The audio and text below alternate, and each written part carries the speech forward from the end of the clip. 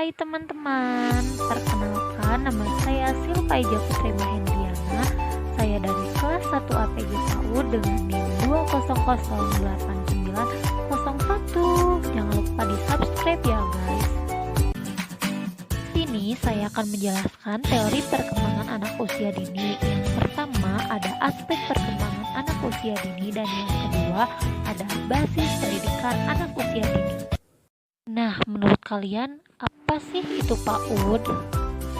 Pendidikan anak usia dini atau bisa disebut dengan PAUD adalah jenjang pendidikan sebelum pendidikan dasar yang merupakan upaya pembinaan yang ditujukan bagi anak sejak lahir sampai dengan usia 6 tahun yang dilakukan melalui pemberian rangsangan pendidikan untuk membantu pertumbuhan dan perkembangan jasmani dan rohani agar anak memiliki kesiapan dalam memasuki pendidikan lebih lanjut yang diselenggarakan pada jalur formal, non-formal, dan informal.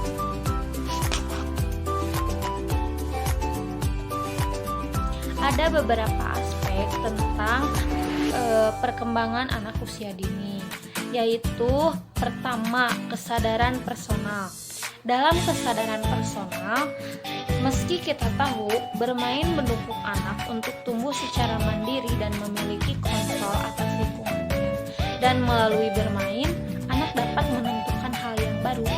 Nah, bisa bereksplorasi, meniru, dan mempraktikkannya dalam kehidupan sehari-hari. Yang kedua, ada pengembangan emosi.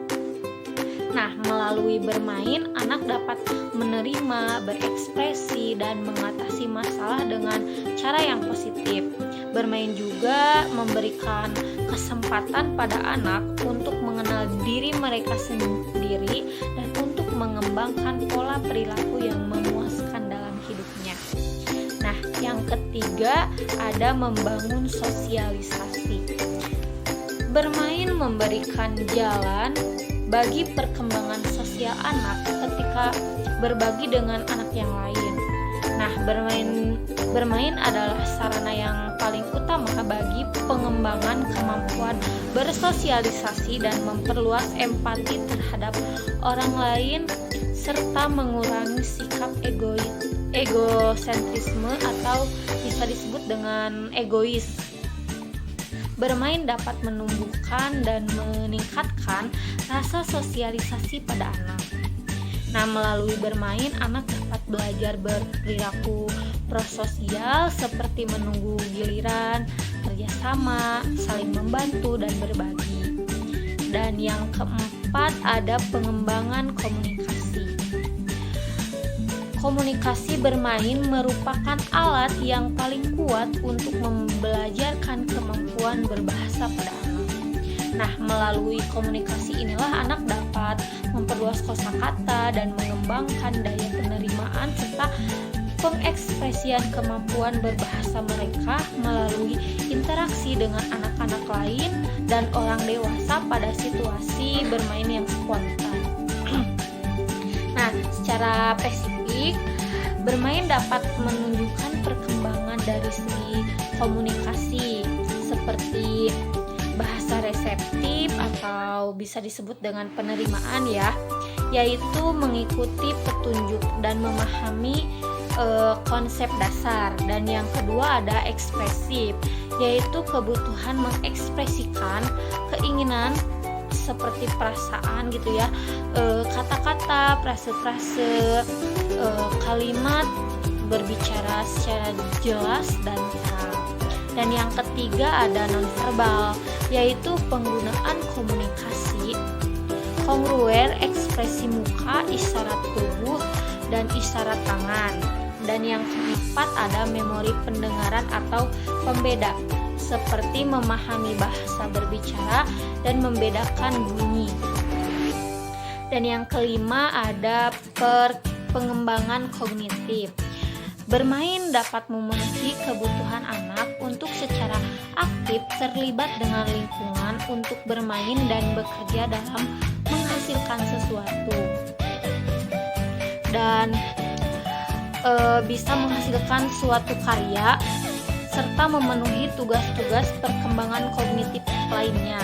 Nah, selama bermain, anak menerima pengalaman baru, memanipulasi bahan dan alat, berinteraksi dengan orang lain, dan mulai merasakan dunianya mereka sendiri.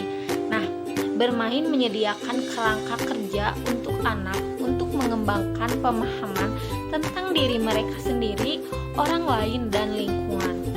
Bermain adalah awalan dari semua fungsi kognitif. Oleh karenanya, bermain sangatlah diperlukan dalam kehidupan anak-anak. Nah, yang terakhir, yang keenam, ada pengembangan kemampuan motorik, yaitu kesempatan yang luas untuk bergerak, pengalaman belajar untuk menemukan aktivitas sensori motor yang meliputi penggunaan otot-otot dan otot-otot besar dan otot-otot kecil, memungkinkan anak untuk memenuhi perkembangan perseptual motoriknya.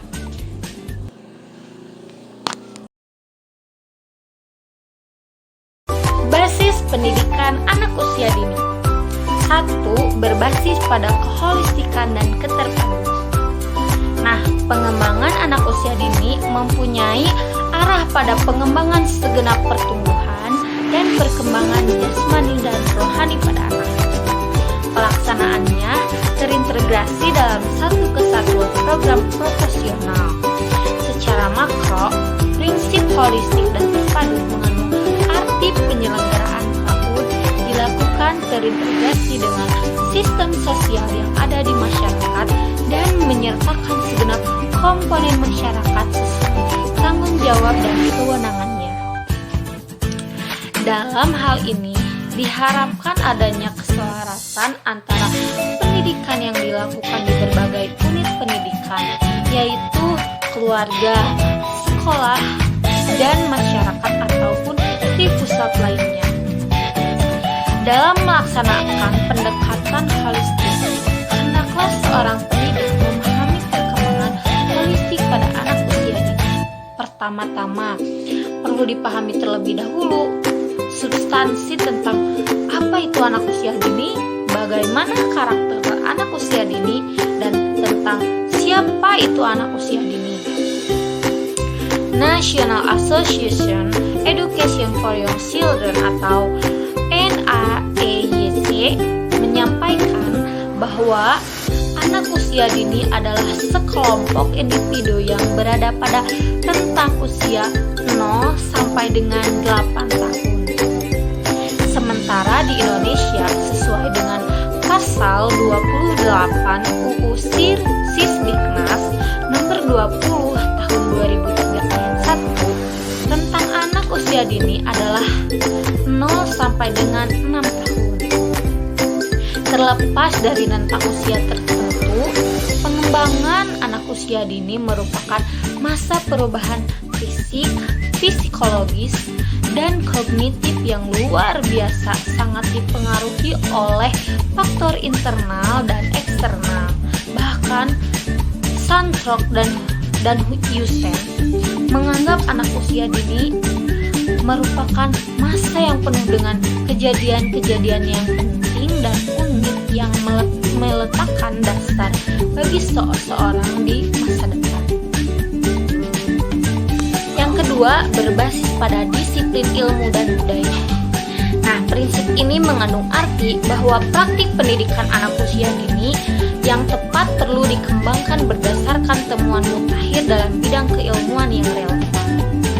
Pendidikan anak usia dini berakal dari ilmu pendidikan, sedangkan pohon ilmu pendidikan atau body of knowledge atau korpora ilmu pendidikan dari ilmu pendidikan berasal dari multireferensial ilmu terdahulu seperti filsafat, psikologi, dan antropologi dan sosiologi.